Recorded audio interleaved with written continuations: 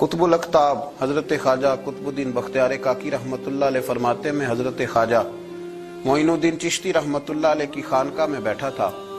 اچانک ایک تاجر، ایک دنیا دار شخص آیا۔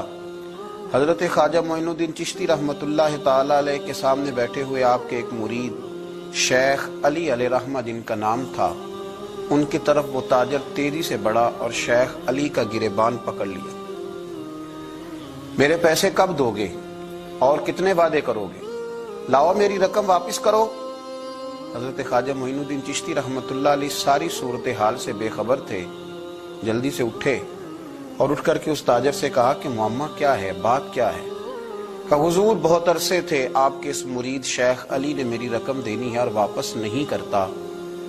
خواجہ صاحب علیہ رحمہ نے شیخ علی کی طرف دیکھا اور فرمایا یہ معاملہ کیا ہے؟ عرض کی حضور غریب ہوں، کمزور ہوں، تنگ دست ہوں، قصدن ایسا نہیں کر رہا، اس سے کچھ مہلت لے چکا ہوں، وہ ختم ہوئی، اب اور مہلت کا سوالی ہوں اور یہ مجھے مہلت دینے کو تیار نہیں ہے۔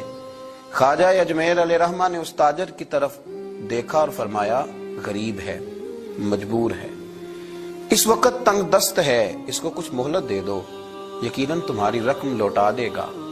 اس نے حضرت خواجہ علیہ رحمہ کے ساتھ بھی توہین آمیز لہجہ معاذ اللہ اختیار کیا، ابھی لے کر کے جاؤں گا، پوری رقم لے کر کے جاؤں گا، ورنہ نہ صرف یہ کہ اسے رسوا کروں گا بلکہ میں اسے بازاروں میں کھینچوں گا۔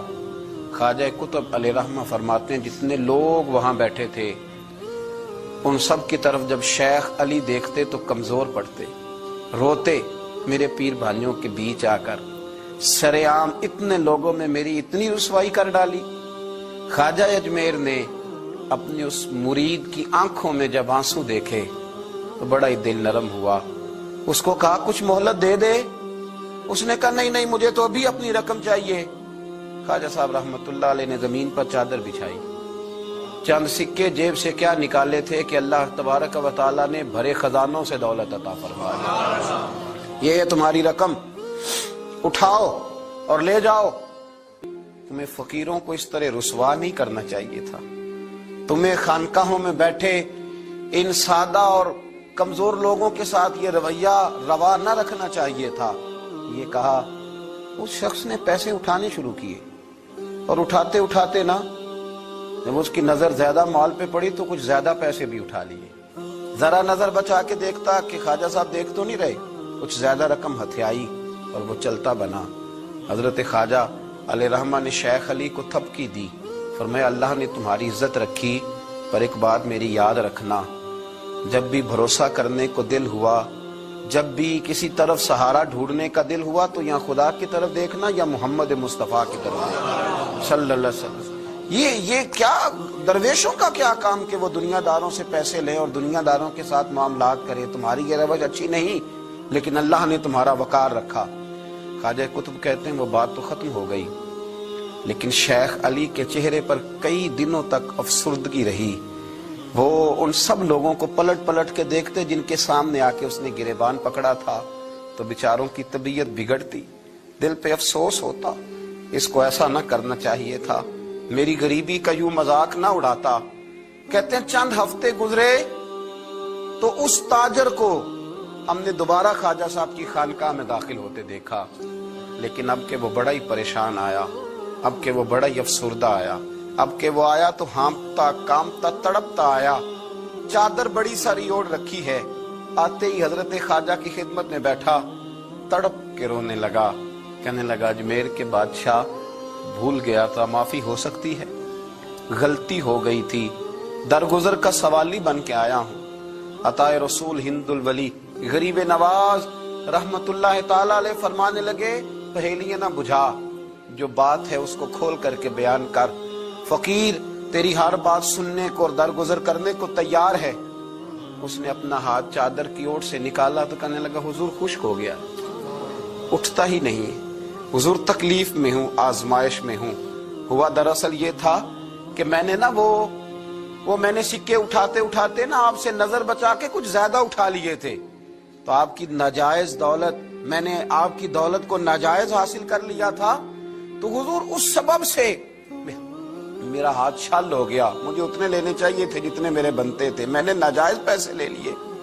خواجہ اجمیر فرمانے لگے دنیا دار ہے تو ابھی تک دنیا داری میں ہی اڑا ہوا ہے, تو دنیا دار ہے تو ابھی تک تیرا خیال سکوں میں, پیسوں میں, دھیلوں اور اشرفیوں میں اڑا ہوا ہے. فرمانے لگے مجھے پتا تھا تو زیادہ اٹھا رہا ہے, لیکن فقیر کے پاس جو خزانے ہیں وہ اس کے ذاتی نہیں, وہ رب کریم کے دیے ہوئے ہیں. اللہ کے خزانوں میں سے کوئی لے گیا تو لے گیا, لیکن تو یہ کیا سمجھتا ہے کہ زیادہ سکے اٹھانے کی وجہ سے تیرا ہاتھ چھل ہوا ہے؟ یہ اس لیے تیرا ہاتھ خشک ہو گیا ہے کہ تو نے ایک فقیر اور درویش کو بھرے مجمع کے اندر رسوا کر ڈالا تھا. تیرا زیادہ پیسے لینے کی وجہ سے ہاتھ کمزور نہیں پڑا, بلکہ وہ جو تو نے اس غریب کے گلے میں ہاتھ ڈالا تھا اور اسے رسوا کر ڈالا تھا, تو کیا سمجھتا ہے وہ لاوارث ہے؟ اگر وہ کمزور ہے, تنگ دست ہے, تو بندہ تو رب کریم کا ہی ہے نا. جو تاجر, سیٹھ, نواب اور ذمہ دار کا رب ہے, غریبوں کا بھی وہی رب ہے, ان مسکینوں کا بھی وہی رب ہے, ان کمزوروں کا بھی وہی رب ہے. کہنے لگا حضور معافی کا سوالی ہوں. فرمایا اٹھ کے جا اور بڑے مجمع میں جا کے ایک دفعہ اس درویش سے معافی مانگ, مجھے امید ہے عرش کا رب تیرے سارے گناہ معاف فرما دے گا. ایک دفعہ معافی مانگ لے, جا سوال کر لے. وہ شیخ علی کے سامنے آ کے کھڑا ہوا, وہ کہنے لگا اگر آپ معاف کر دیں تو میری تکلیف دور ہو جائے گی. شیخ علی کی آنکھوں میں چھم چھم آنسو برسے. کہنے لگا آپ نے معاف کیا کہ نہیں کیا؟ کہنے لگے یار تو تاجر ہے, تو ذمہ دار ہے, تیرے دل میں پتہ نہیں کیا تصور ہے, پر میں نے تو معاف کرنا ہی ہے, اس لیے کہ نہ میں تاجر ہوں, نہ میں ذمہ دار ہوں, نہ میں دنیا دار ہوں, میں تو غریب نواز کا ماننے والا ہوں. میری مجبوری یہ ہے کہ جس شخص کا میں نوکر ہوں نا, اس نے سکھایا ہی معاف کرنا ہے. جس کے در دولت پہ میں رہتا ہوں انہوں نے درگزر کرنا سکھایا ہے. ادھر جب معافی ہوئی تو خواجہ اجمیر نے تھپکی بھی دی, دعا بھی فرمائی, رب کریم نے شفا عطا فرما دی. تو خواجہ اجمیر فرمانے لگے میاں جا, تیری تندرستی ہوگی, چلا جا. کہنے لگا حضور اب کس نے جانا ہے, اب تو میں تیری دہلیز پہ جھاڑو دیا کروں گا.